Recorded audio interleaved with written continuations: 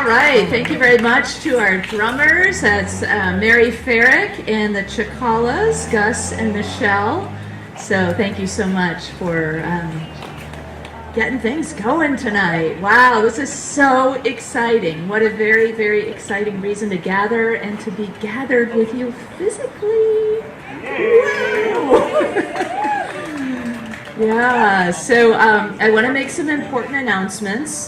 This is the first time we have come together in this way, so we want to make sure that we are very, very careful about COVID-19 and following all the mandatory rules. So I see everybody has a mask. Thank you very much. You need to leave that on throughout the event.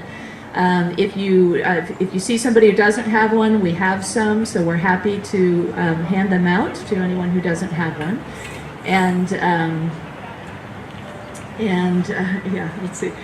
So then it's also really important to keep 6 feet distance between one another. That one is a tough one, I know, to eyeball all the time, and we're so used to getting close to each other. So our team put out a very non-toxic little piles of flour, as I see you have found, and some of you brought chairs, so it looks like everybody's fairly comfy.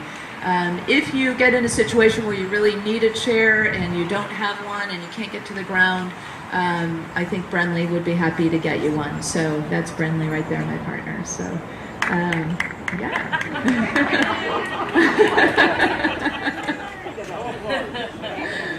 We have, we're asking everyone to be one at a time in the bathroom, and there is a line and a flow there, so I know that you can follow that and stay 6 feet apart if there is a line.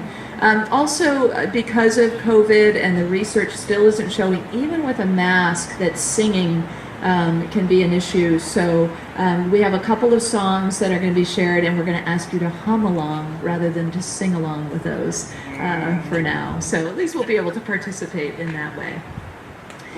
So, wow, you know, I think it was, I don't know if it was, I guess it was a couple days ago. Nancy was here, as she always is, at some ungodly time, like 7:30 in the morning or something. And I came over fairly early, and I was standing in the entrance, and I've like had my hands on this labyrinth. I've seen Nancy over and over again. We've had many conversations, and the team has been here. And all of a sudden, it was just like, and it just got so emotional, just standing there in the entryway looking at this work of art and this beauty, and to know that all the love that has gone into this, the creativity, the hard work, the many hours, it truly has been a labor of love, and so many of you have had your hands on it literally, or your hands in it by blessing bricks and helping us build this labyrinth. So big kudos to our whole community and to each of you for what you have done here, what we have done together. And our cameraman here, we've got Brian Hamilton is doing our Facebook Live. So hello everybody who's watching on Facebook Live. Yeah, thanks Brian for stepping in. At the last minute I said, can you do this? He said, I don't know, I've never done it, but I'm willing. And Larry Curtin, of course, is shooting a really nice professional video for us that will be on YouTube. So you and your friends who didn't make it can watch it a little bit later, excuse me. So why have a labyrinth? Why did we do this thing after all? So a labyrinth, some of you may know and some of you may be new to, the idea is often used as a walking path, a meditation path. It's very much like the spiritual journey. It's very ancient. We know that they've been around for about 4,000 years, probably longer, but that's what we know of the oldest ones. And they can be found in all religious traditions all over the world, so in various forms. When we were visioning at first, the team first got together, we started to vision this and walk the property and find this space, and we really sat with it and asked Spirit, you know, what will this be and where will it be and what will it look like and how will it, how does it open up and what direction does it face, and all those questions that we asked in meditation and visualization. And I kept seeing this medicine wheel and then a labyrinth, like a medicine wheel and then a labyrinth. It just kept coming like that, this vision. And and I found out that the medicine wheels in the labyrinth are very much connected, and often that people will refer to them as the Native American medicine wheels are very similar to a labyrinth, even though it's not the same kind of walking path. So there's something very beautiful and ancient that we have touched in here by creating and tapping that energy, and I think Nancy's going to speak to that a little bit more too. So where we go from here, let me take a look here. I just want to say a few things about walking the labyrinth. So when we walk it, there's basically three phases. One is the walking in and following the path inward, and usually that's known as the shedding phase. So that's the letting go, the release, the preparing essentially to enter the center. When we get to the center, that's the place where we, guess what? Center. To center in spirit, to ground in spirit. And then when we walk out, it's really an integration. So it's a pathway that integrates whatever insights have come, that allows us to kind of be refreshed on the walk out, so that when we leave the pathway, we are going back out into the world with that integrated experience of centering and insights or whatever has come for us. So combining movement and meditation is really a beautiful thing, and that's what one of the things the Labyrinth allows us to do. There are so many things we can do with the Labyrinth. Not only just individual walks, we can do it in groups, in teams. I know the men's group, I'm looking at John and in the front row here, often walks the Labyrinth together at Brioni's, and some of the men, it's hard for them to get that all the way out there to where it is in the meadow, and now they can go right off the parking lot and walk this one together. So, and many other of our teams and groups will have that opportunity to walk together, which can be very connecting and also insightful as a group or a team. It can also be used for ceremonies. So we could have weddings, we can have baby blessings, we can have coming of age ceremonies. I mean, there's no end to the ways that we might be able to use our labyrinth.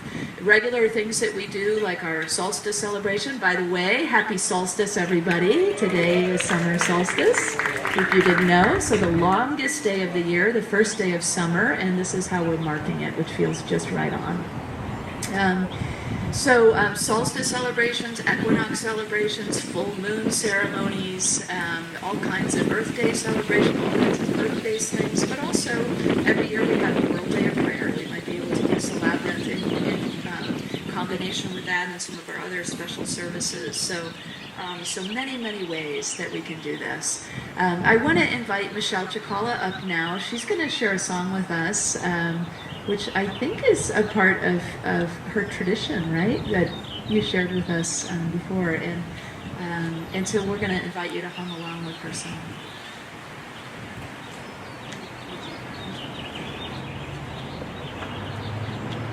Hi everyone! It's Michelle, in case you can't recognize me with the mask. Thank you.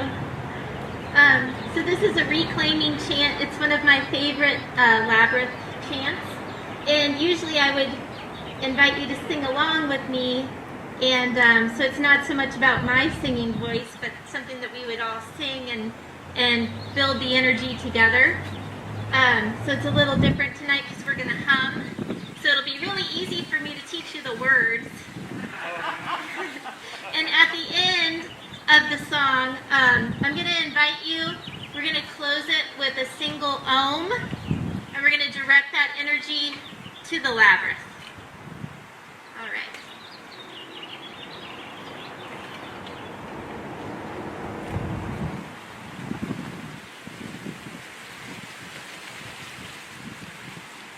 Spiraling into the center of our wheel. Spiraling into the center of our wheel. We are the weavers, we are the woven ones, we are the dreamers, we are the dream. We are the weavers, we are the woven ones, we are the dreamers, we are the dream. Spiraling into the center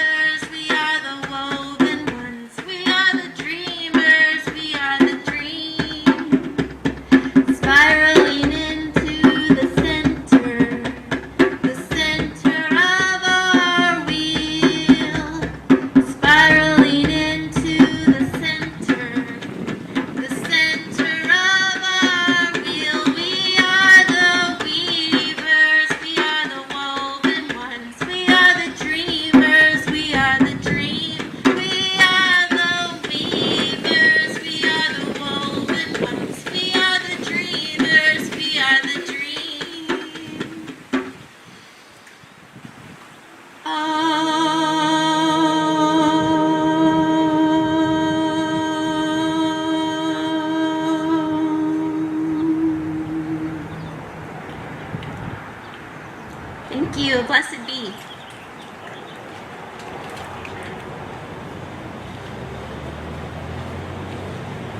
Thank you so much, Michelle and Gus. So now I'd like to introduce our Labyrinth czar.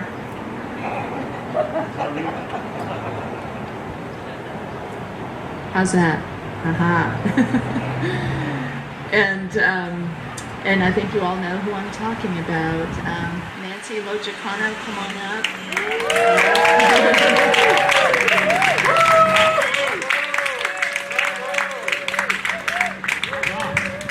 She is a living miracle, I think. Walked in just when we needed her, having no idea how very much we needed her. And we are so grateful, Nancy, for all that you've done, for all the combination of skills that you've brought to us, and most of all, the just absolute love and devotion that you have put into this project. It's in the sand, it's in the stones that you cut by hand, it's in the love and the organization that you gave to all of us, the way that you work with our volunteers, your leadership, every bit of it is here. So thank you. Thank you.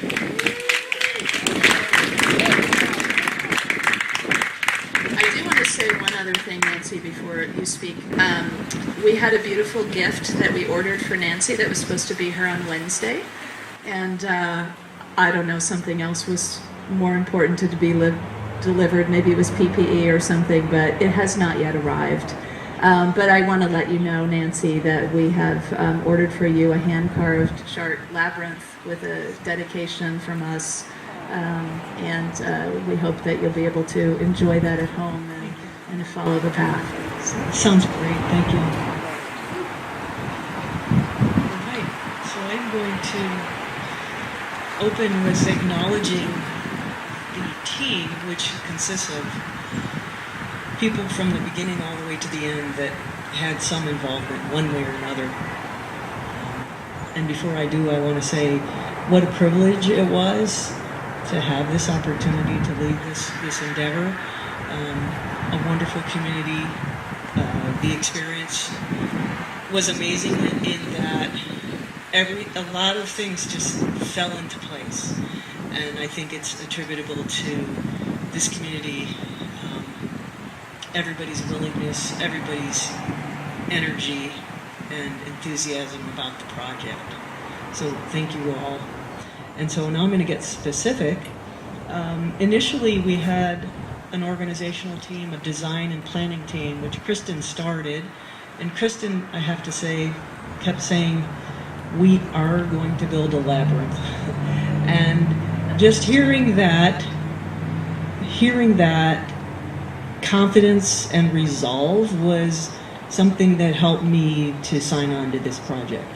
So I got to give her that for sure. The leadership and the resolve and the continual follow-up with everything that she's done.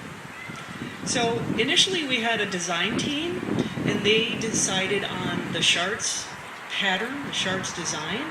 Also the location, we decided whether we were going to put it in the middle of the lawn, the back of the, there was all kinds of conversations about where it would be. And also the general materials, whether we were going to use concrete or put stones in the grass, what have you. But this was all done by the initial design team, and they consisted of Kristen, Charlene Balterston, Trey Holloway-Boxer, Chris Gomes, Michelle Sakala, Andrea Madrid, Mike McGarvey, David Peterson, Wick Stober, Dimitri Duronkin, and Glenn Madrid. Eventually the team expanded. Yeah, we can acknowledge. And eventually the team expanded to include fundraising, public relations, and administration in general tasks. And that consisted of Alexandra de Avalon, Felicia McBarton, Brenley Rada, Don Ellison, and Sherry Dyer. We had many advisors. Lauren Artress, who is the person that started the current Labyrinth movement, was advising Kristen. Lars Howlett, also who is a Labyrinth construction person, also advised us graciously. Elizabeth Stambach, I want to acknowledge, she's from McNair Brick, and she was really helpful in helping us select the brick and ordering, etc., inside information about how to get the bricks and how to get them at the best cost, etc., etc. So I got to acknowledge her. Chris Gomes was a constant guide to me because I didn't have a lot of background in history about who to ask about what and who in the community was the best person to resource. Chris Gomes, Jeff Cushing was invaluable. He was the project manager on the building 10 years ago, so he had all the information of physical things that I needed to know. He was great.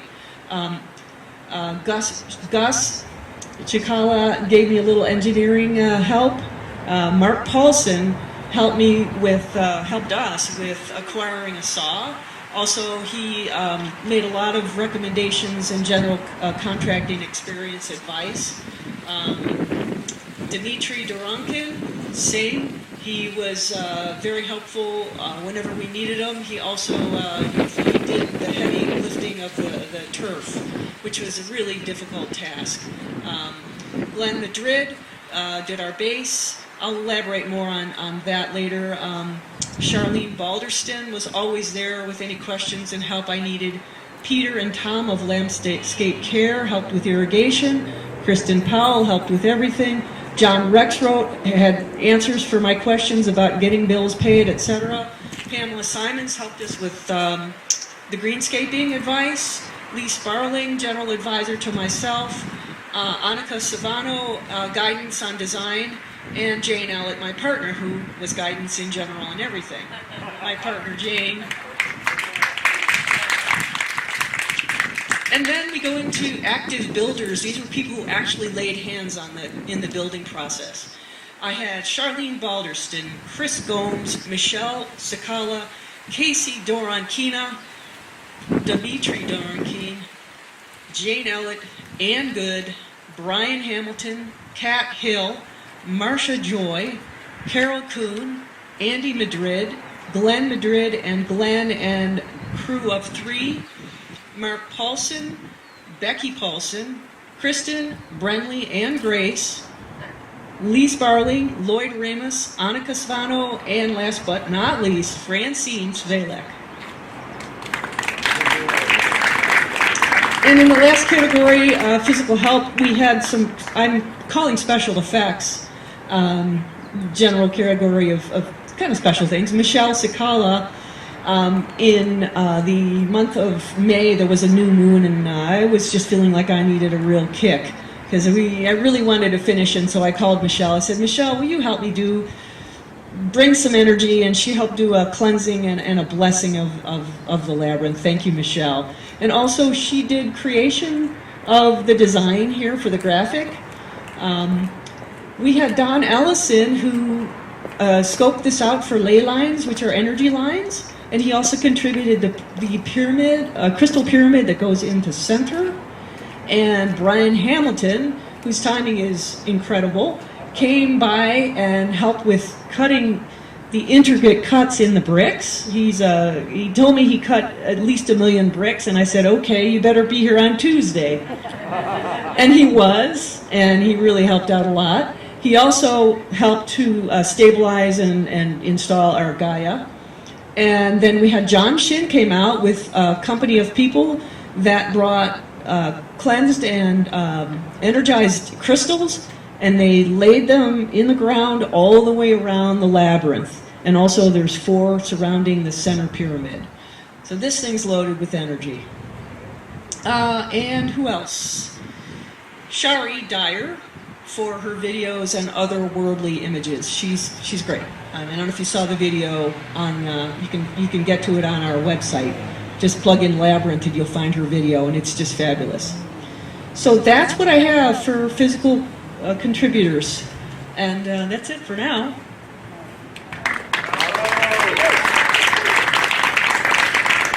don't go too far, because I'm just going to acknowledge that any of you who contributed financially, if you'd like to identify yourself, many of you bought bricks, many of you wrote on the bricks, blessings, or we had some of us. They're laid all throughout here, and we didn't cut one of them. Is that true? I believe some wanted to be cut. Some wanted to be cut. So only the ones that wanted to be cut were cut. But if you contributed by purchasing a brick or contributed just an outright financial contribution, because, you know, we can't do it without the funds, please raise your hand so we can acknowledge you. Oh, wow, look at that group. Awesome. Thank you. Yes, yes, yes. So financially it was wonderful, and I think, Nancy, you're going to say something about the, how we saved so much money, right? Because originally we thought it was going to be about $12,000, and we came in at about $8,600, including Gaia. So you could talk about Gaia too. I'll turn it back to you.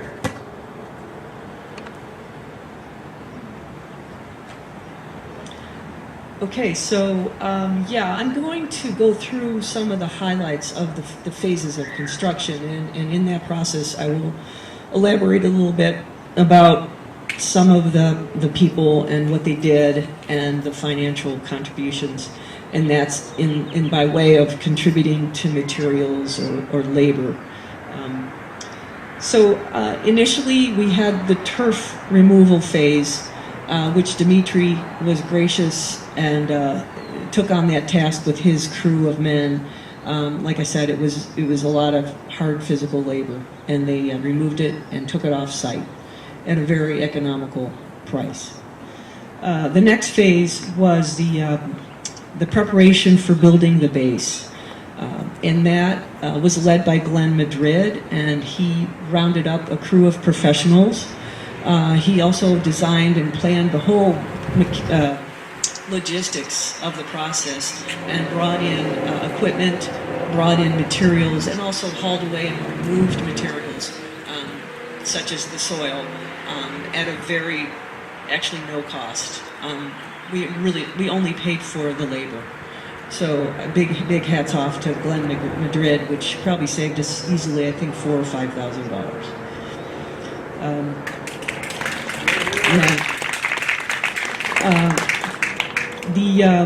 Glenn was also very, very instrumental in his knowledge of how to do the grading and the leveling, and also he was very he got very knowledgeable about the charts. He really got into it. He read the book, and he helped in getting the base in, and also establishing the primary lines for constructing the labyrinth, such as the center line and the lateral lines, the radiuses, reference points that we could always go back to the center. So without his help, we would not have the pretty darn good Charts replica that we have, and I'll elaborate on that more. The next phase was irrigation. Landscape care was really cooperative. They consulted with me, and we got the turf back online, which had been, we had took out this turf, so we had to remove the existing sprinklers, so we had to restore rotors there. Then we had phase 3, which is phase 3 is actually the brick and the decomposed granite. But the first part of that is the edge installation, which is a restriction, looks like a paver restriction edge, which is very crucial. And the primary people that installed that were Brenly Reda and Kristen and Grace. Annika, I believe, also helped. So that was really crucial, and they did a great job on that. The next part was the layout and the methodology to draw the charts pattern, and again, Glenn Madrid helped with that. The brick lunations, which are Kristen will get into the symbolism, but the lunations are symbolic of the moon, lunar, and there are 28 lunar days in a phase, and the Charts Labyrinth has 4 quadrants of 28 days. So we have 100. It's roughly 113, 112, 113, but we have 113. The number comes out to 112 point something, but we have 113 lunations, which is part of the sacred geometry of the Charts, which I'll talk a little bit more about. Let's see, what else? The lines. So the lines between the paths, those were wow, meticulously laid out with a lot of backbending. They were measured in the front of the brick and the back of the brick at least 2 or 3 times to get the spacing from the center point. So Kristen spent a good day on that. I know her back was quite sore. The other people that contributed in that were Annika, Casey, and Kat Hill. Okay, labyrinth designs. The labyrinths are the parts of the path where you come to a turnaround. You come to turn 180. And those were designed by Kat Hill and Kristen. The rosette layout, measuring, and brick cutting was done by Brian Hamilton. He stepped in and really used his expertise to get the lineup correct. The center rosette is very precise, and he was able to accomplish that. The also thing he worked on was the entry path. You'll see some brickwork in the half labyrinths going in and out. Some Brian, what do you call that? Whatever. Yeah. Okay. So we got soldier, whatever. Anyway, he did a beautiful job. Okay, and then the last phase was the transferring, filling, compaction of all the decomposed granite, which is the granular material there. And that stuff weighs a lot, and I gotta give hat off to Brenly Rada for probably doing a significant portion of that. Casey Dorankina, also very significant. Kristen, Kat, Lee, and Annika. Lee Sparling as well. So, great. Other people involved in the process, we had brick carriers. We had Charlene Balderston. We had Fran. We had Marcia Joy. We had Chris Gomes. We had a couple other people. Andy Madrid. Andy came in several times and helped in different phases. So that's the process. That's what we went through, and we have a couple little things left to do. Mainly plants, lighting, drip irrigation. Okay? All right.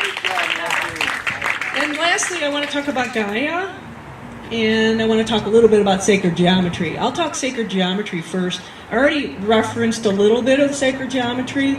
So this is French Gothic architecture. It was originated during that time period.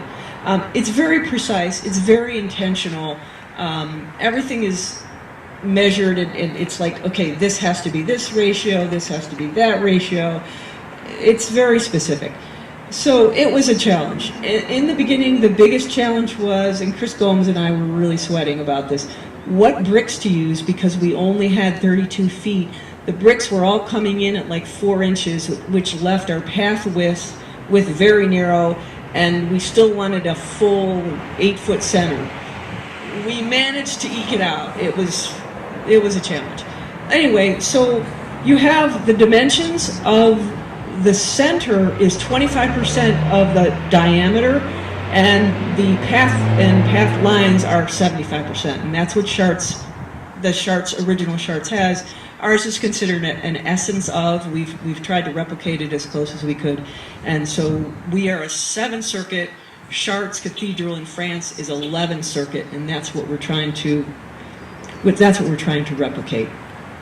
But as a 7 circuit, it still has the 25% of the center is still 25%, and the paths and lines are still 75% of the structure. The center rosette, the petals are 30% of the whole diameter of the center.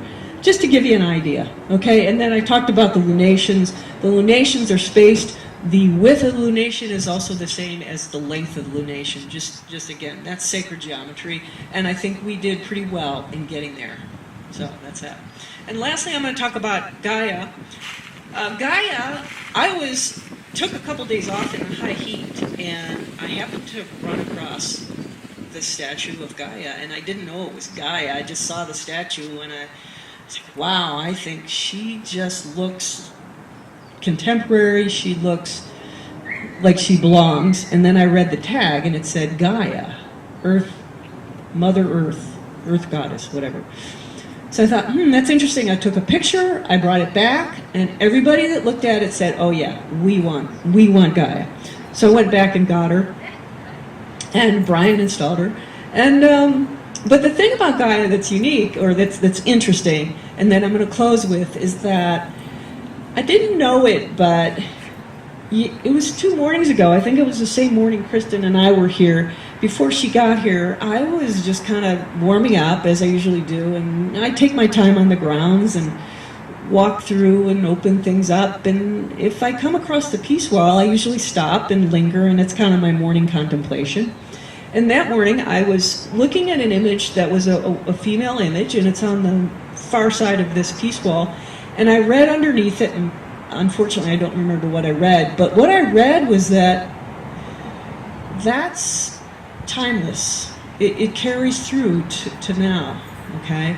I didn't realize it was Gaia until a few minutes later, and Kristen and I were talking, and she pointed out that that was Gaia, because on the top of the image, there's the title Gaia and some more text. So but what I was reflecting on was the fact that the peace wall and the labyrinth really come together through time, through the community established the peace wall, and now we've established the labyrinth, and Gaia was there all along. So I just see it as just symbolic of the community being consistent and following through, and we have Gaia as a symbol of the Mother Earth, and we now have our labyrinth that we can enjoy and we can share with the community. And that's all I have.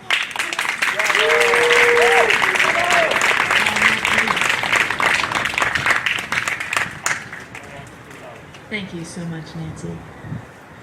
So, as Nancy talked about sacred geometry, it brings, I don't know if you're experiencing it yet or if you've experienced it with other labyrinths, but you don't even have to walk it to just look at it and experience the peace. I see some of you nodding, so some of you know what I'm talking about. We put a simple one in our backyard, and I say that all the time. I just sit here at breakfast and I feel at peace, and it's about that alignment of the sacred geometry and the energy that's put into that.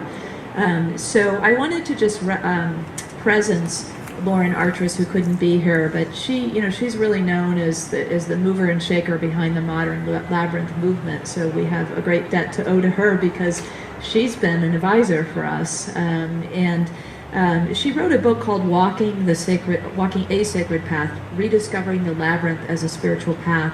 And she says this about sacred geometry.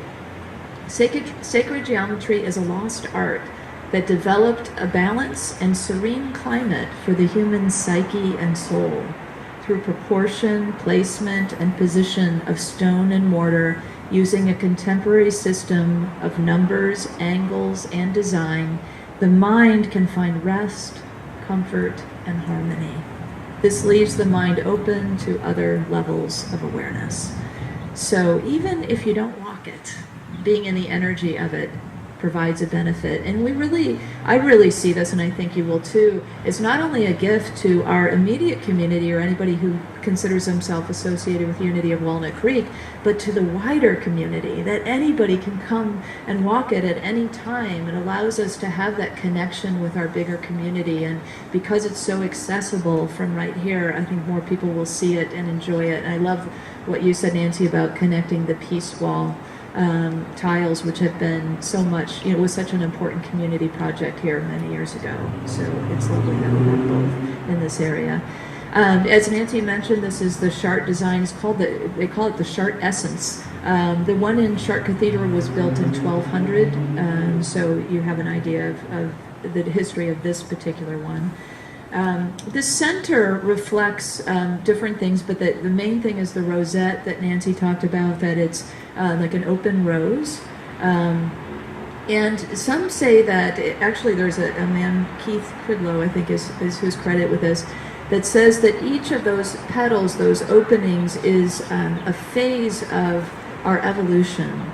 So as you walk in, the first one on the left is the mineral kingdom, the realm of the minerals, and the second one is the plant kingdom, and the next one is the animal kingdom, and then the human kingdom, and then the angelic realm, and then the unknown. So if you could, knowing that, you might move through the evolution in order or not, just go where you're guided when you come into the center. But I thought that was interesting to know.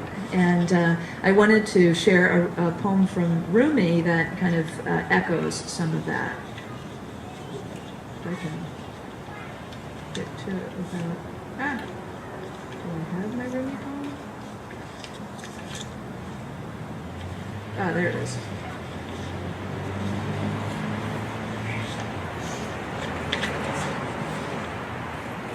So it goes like this. We began as a mineral. We emerged into plant life and into the animal state, and then into being human. And always we have forgotten our former states, except in early spring, when we slightly recall being green again. That's how a young person turns toward a teacher. That's how a baby leans toward a breast, without knowing the secret of its desire, yet yearning instinctively. Humankind is being led along an evolving course through this migration of intelligences, and though we seem to be sleeping, there is an inner wakefulness that directs the dream, and that will eventually startle us back to the truth of who we are.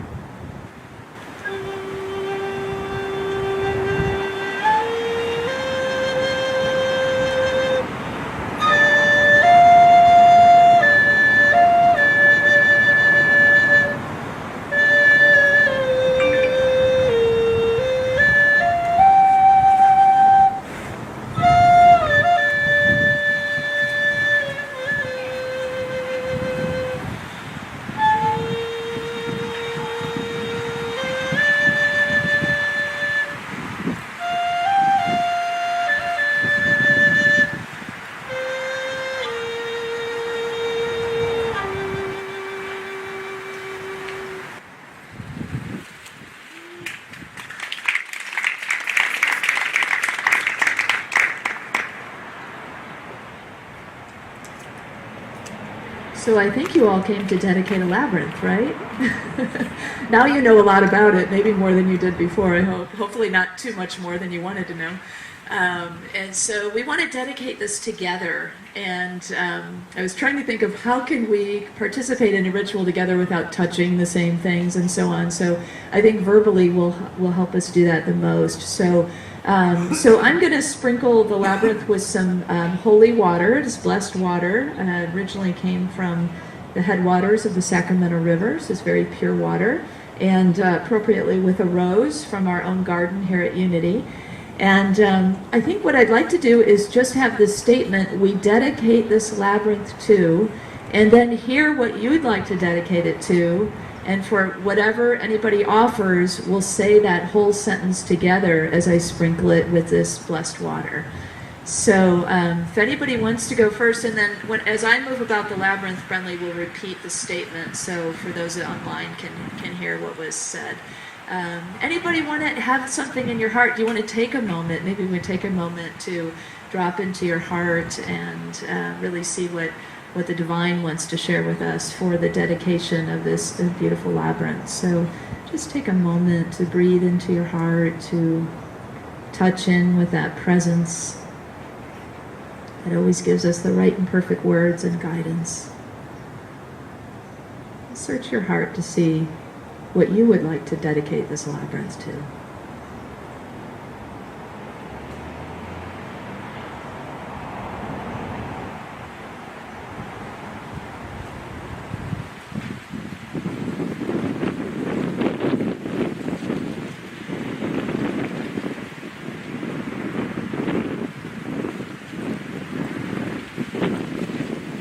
So we'll just open it up to share out loud what you'd like to share one at a time, and then each of us will say that statement together. So anybody have something bubbling up, go ahead and let us know. Heart awakening. Heart awakening. So together,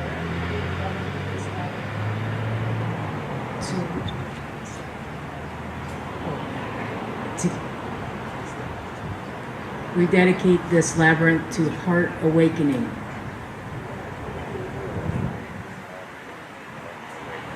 let's say it together. We dedicate this labyrinth to heart awakening. Write this down. We dedicate this labyrinth to inclusivity. Say it together.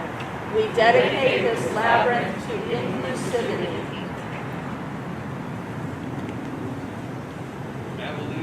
Evolution. We dedicate this labyrinth to evolution. Together. We dedicate this labyrinth to evolution. Growing community. We dedicate this labyrinth to growing community. We dedicate this labyrinth to growing community. Unity of Walnut Creek.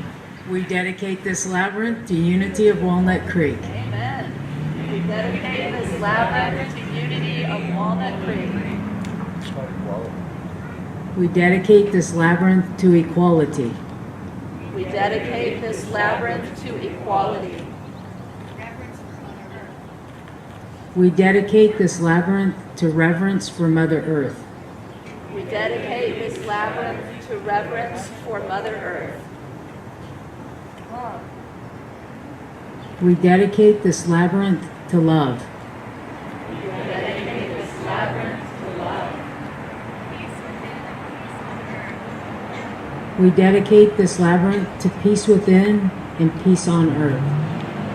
We dedicate this labyrinth to peace within and peace on earth.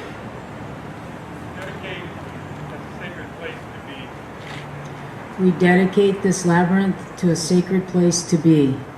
We dedicate this labyrinth to a sacred place to be. Family. Family. We dedicate this labyrinth to family. We dedicate this labyrinth to family. We dedicate this labyrinth to respect for all life. We dedicate this labyrinth to respect for all life. Children of God.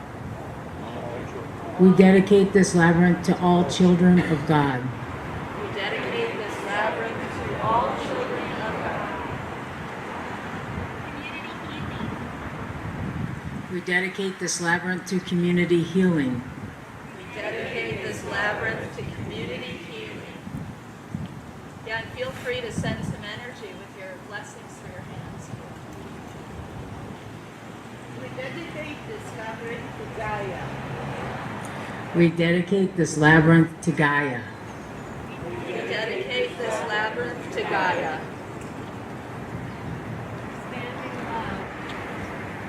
We dedicate this labyrinth to expanding love. We dedicate this labyrinth to expanding love.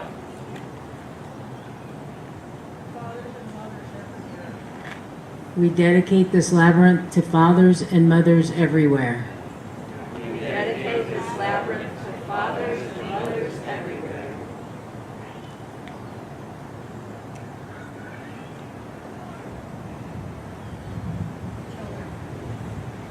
We dedicate this labyrinth to children. We dedicate this labyrinth to children. We dedicate this labyrinth to harmony.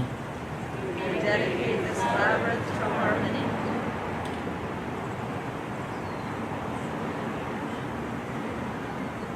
Justice. We dedicate this labyrinth to justice. We dedicate this labyrinth to justice. Dedicate this labyrinth to the end of racial prejudice.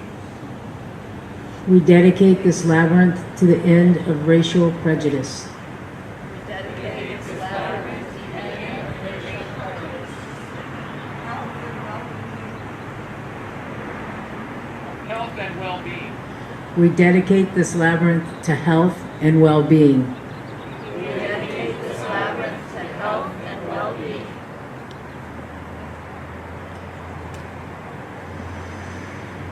All first responders, everybody. We dedicate this labyrinth to all first responders and all of the essential workers on the front lines. We dedicate this labyrinth to all the essential workers and first responders.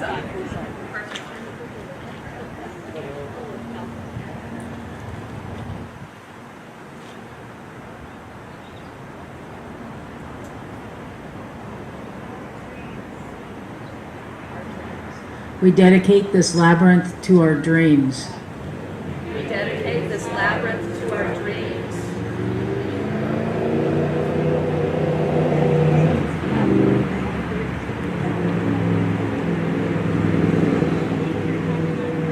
Heaven on earth.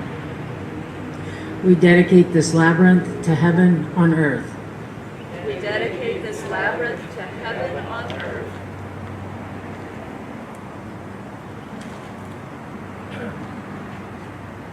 Divine Spirit.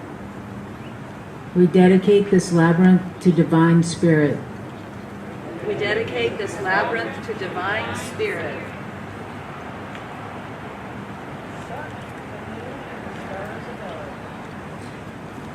We dedicate this labyrinth to the sun, the moon, and the stars above.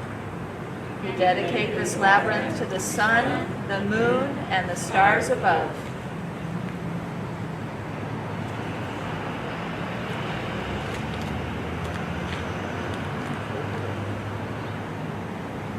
That's a lot of dedication.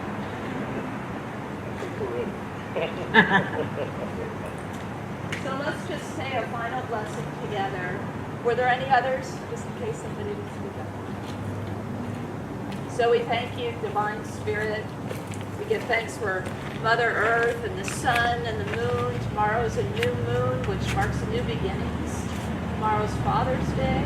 Today's summer solstice. Yesterday was Juneteenth. We have so much to give thanks for freedom, for justice, for love, for all the things that we have dedicated this labyrinth to. Our community has spoken, has sealed these intentions to this space that has been built from the bottom up on blessings and prayers, and today is dedicated from the top down in our prayers and dedication, filled with energy and life and goodness. May anyone who walks in this place feel all those intentions, whatever one is needed for them at any given time. May all of our community members who enjoy this as a group feel the sense of connection, the divine alignment, the power that is in this place. Thank you, Spirit and Mother Earth, for the land that has been offered to us, the land that is, we also honor the Ohlone land, the Ohlone peoples, for this land was their land. So we know we stand too on native land, on lands that have been both ancient and meaningful throughout time. So with all of this, with all of these prayers and blessings, we give thanks. And we open it up to our community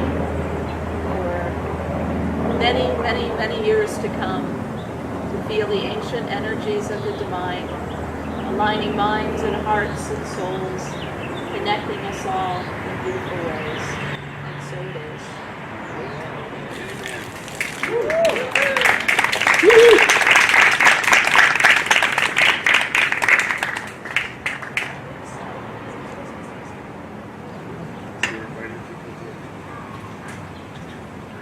This is a Native American chant that Karen Drucker turned into a song that seems appropriate.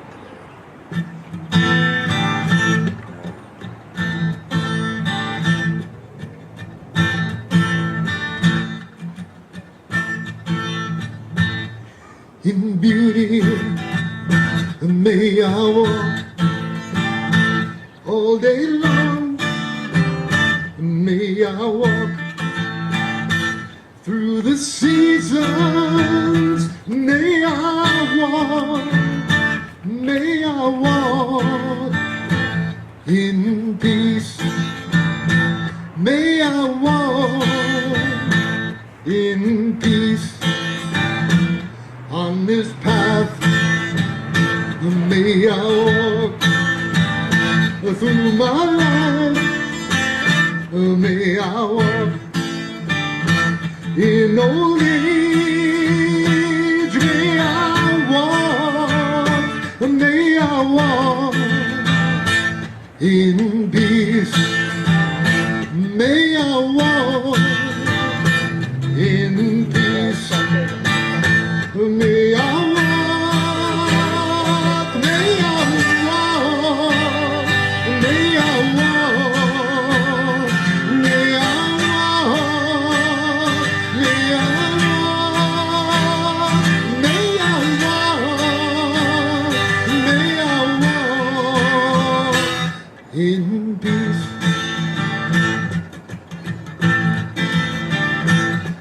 In joy, may I walk. In love, may I walk. In gratitude, may I walk. May I walk in peace. In stillness, may I walk. In forgiveness, may I walk. In loving kindness, may I walk. May I walk in peace.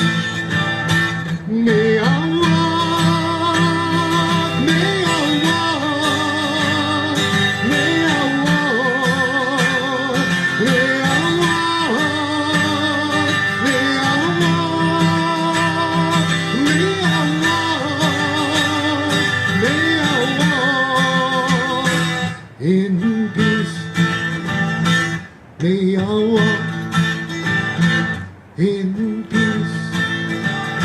May I walk in peace.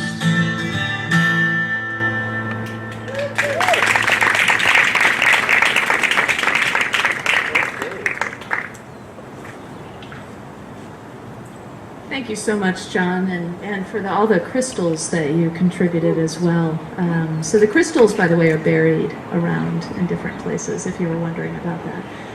So thank you all so very much for coming, for being a part of this celebration. Under normal circumstances, we would now all walk the labyrinth together, but of course that won't be too wise at this time. So we really wanted to dedicate it in part so that you could have a place to come and to walk when you want to on your own. So do please come back and enjoy the labyrinth at another time when there's a little more physical distance between one another. And thank you for participating in our important dedication and for celebrating all the good works. So enjoy this wonderful gift. Thank you for coming. Bless you.